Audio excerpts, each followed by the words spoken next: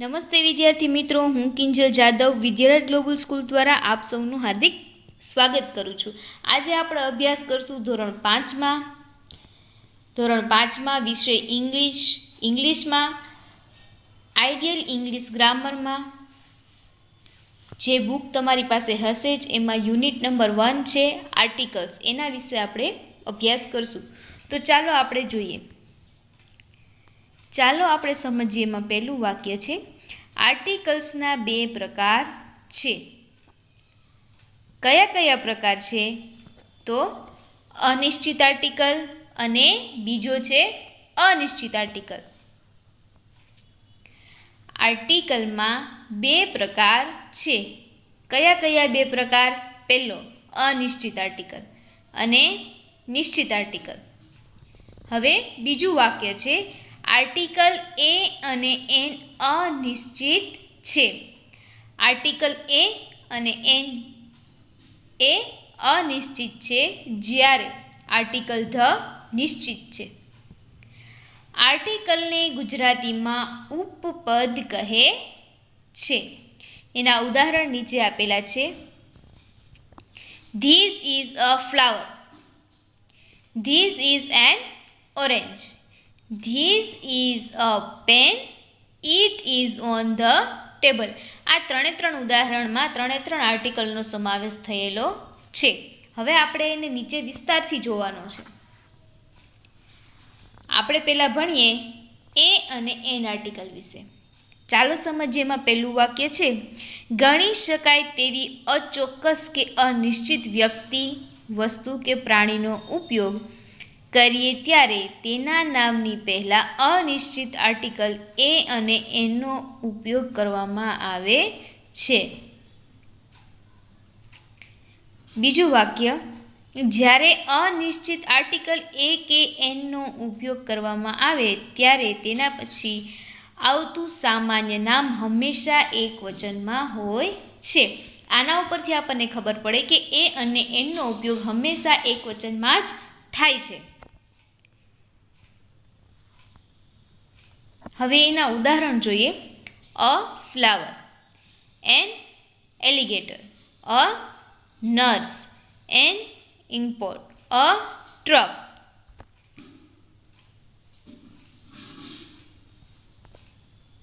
ઉદાહરણ જોયા બાદ હવે આપણે જોઈએ આર્ટિકલ એ વિશે, બરાબર? તો ચાલો સમજીએ। એમાં વાક્ય પહેલું જોઈએ। જો સામાન્ય નામ એક વચનમાં હોય અને એનો ઉચ્ચાર એટલે કે સ્પેલિંગનો ઉચ્ચાર વ્યંજનથી શરૂ થતો હોય તો એ સ્પેલિંગની આગળ એ વપરાય છે, બરાબર? હવે આપણને ખબર જ છે, જેવી રીતના ગુજરાતીમાં સ્વર અને વ્યંજન છે એવી રીતના ઇંગ્લિશની એબીસીડીમાં પણ સ્વર અને વ્યંજન છે, જેનાથી તમે પરિચિત જ છો। એ ઈ આઈ ઓ સિવાયના મૂળાક્ષરો એ વ્યંજન છે, બરાબર?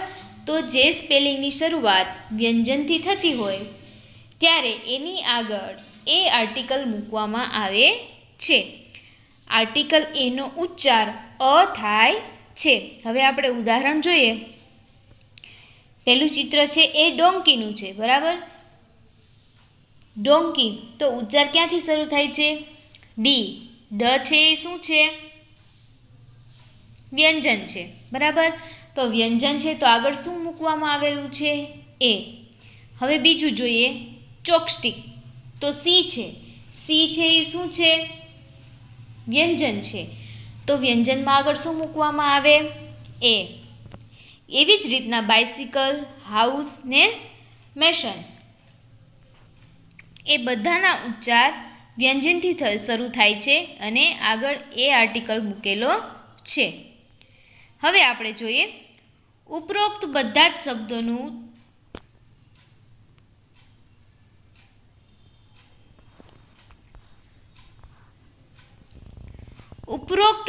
શબ્દોનું ઉચ્ચારણ વ્યંજનથી થાય છે, વળી તે બધા શબ્દો એકવચનમાં છે, તેથી તેમની આગળ આર્ટિકલ એનો ઉપયોગ થયો છે। હવે બીજું જોઈએ આર્ટિકલ એન વિશે। ચાલો સમજીએ। એમાં પહેલું વાક્ય છે,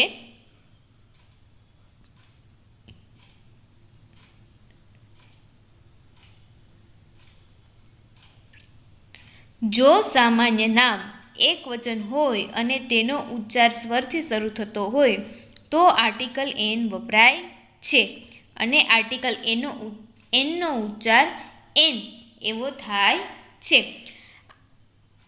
આપણે આગળ વ્યંજન જોયું કે જે સ્પેલિંગનો ઉચ્ચાર વ્યંજનથી શરૂ થતો હોય ત્યાં આગળ શું આવે? એ. હવે અહીંયા એ જોવાનું છે કે જે સ્પેલિંગનો ઉચ્ચાર સ્વરથી શરૂ થતો હોય એ સ્પેલિંગની આગળ એન મૂકવામાં આવે છે. ફોર એક્ઝામ્પલ અમ્બ્રેલાની આગળ એન મૂકેલો છે કારણ કે યુ છે એ શું છે? સ્વર છે. તો સ્વરની આગળ હંમેશા શું મુકાય? એન. હવે બીજું ઉદાહરણ છે એગ.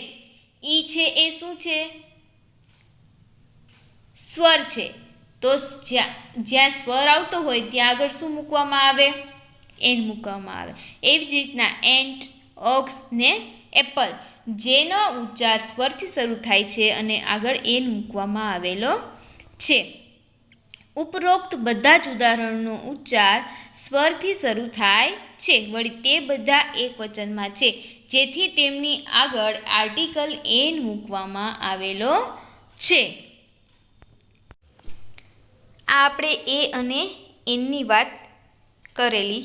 હવે આપણે જોઈએ અંગ્રેજી મૂળાક્ષરોમાં એ, ઈ, આઈ, ઓ, યુ આ 5 મૂળાક્ષરો સ્વર છે અને બાકીના રહેતા મૂળાક્ષરો વ્યંજન છે. હવે જોઈએ, ચાલો સમજીએમાં. આર્ટિકલ એ કે એનનો અર્થ એક અથવા તો કોઈ એક એવો થાય છે. વ્યક્તિ, પુરુષ કે સ્ત્રીના નામની આગળ ક્યારેય આર્ટિકલ એ કે એનનો પ્રયોગ કરવો નહીં. ક્યારેય જો પુરુષ કે સ્ત્રીનું નામ હોય કે અથવા તો કોઈ પણ વ્યક્તિનું નામ આપેલું હોય તો ત્યાં એ કે એન આર્ટિકલ મૂકવામાં આવતો નથી. જેમ કે આપણે અ કનુભાઈ, અ એન ઐશ્વર્યા રાય, અ વિજય, એન ઉર્મી એવું ક્યારેય લખી શકીએ નહીં. નીચે ઉદાહરણ પણ આપેલું છે. હી ઇઝ દર્શન, હી ઇઝ અ દર્શન. તો પહેલું વાક્ય છે એમાં આર્ટિકલ મૂકેલું નથી, બરાબર.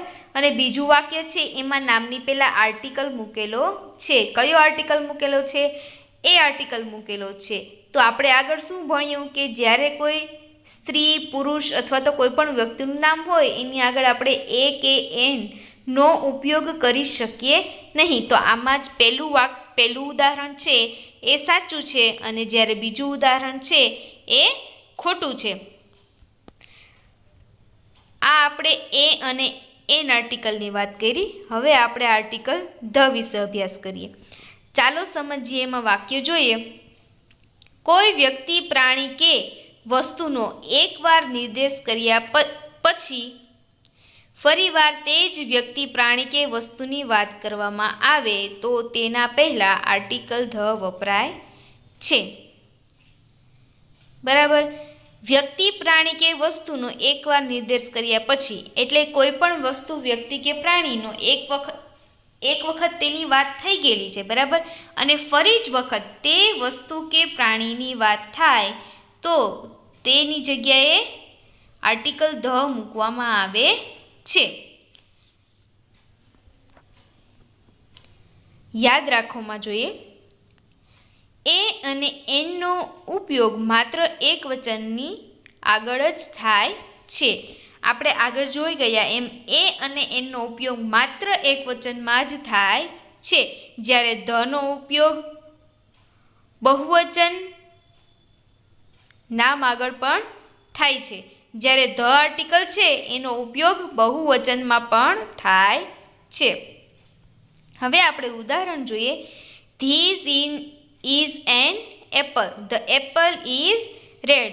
જુઓ અહીંયા શું આપેલું છે વાક્ય? આ સફરજન છે, આ સફરજન લાલ કલરનું છે. તો પહેલાં પણ સફરજનની વાત થઈ ને ફરી વખત પાછી એ જ સફરજનની વાત થાય છે ત્યારે આગળ શું લાગેલું છે? The. There is a pen on the table, the pen is blue. બરાબર. એક વખત પેનની વાત થઈ કે ટેબલ ઉપર પડેલી છે, બરાબર. બીજી વખત એ જ પેનની વાત કરેલી છે તો શું આગળ મૂકેલું છે? ધ મૂકેલો છે. કોઈ વ્યક્તિના નામની આગળ આર્ટિકલ ધ વપરાતો નથી. જેવી રીતે કોઈ વ્યક્તિના નામની આગળ એ અને એન નથી વપરાતું, એવી જ રીતના કોઈ વ્યક્તિના નામની આગળ ધનો ઉપયોગ પણ નથી થતો. જેમ કે ધ સીમા, ધ રાકેશ ભટ્ટ એમ ન કહેવાય અથવા તો લખાય પણ નહીં. સૂર્ય, ચંદ્ર, પૃથ્વી, તારા કે આકાશની વાત કરીએ ત્યારે તેની આગળ આર્ટિકલ ધ વપરાય છે. જેમ કે the sun, the moon, the sky, the stars, the earth. બરાબર, આ આપણે જોયું આર્ટિકલ એ, એન અને ધ. Thank you.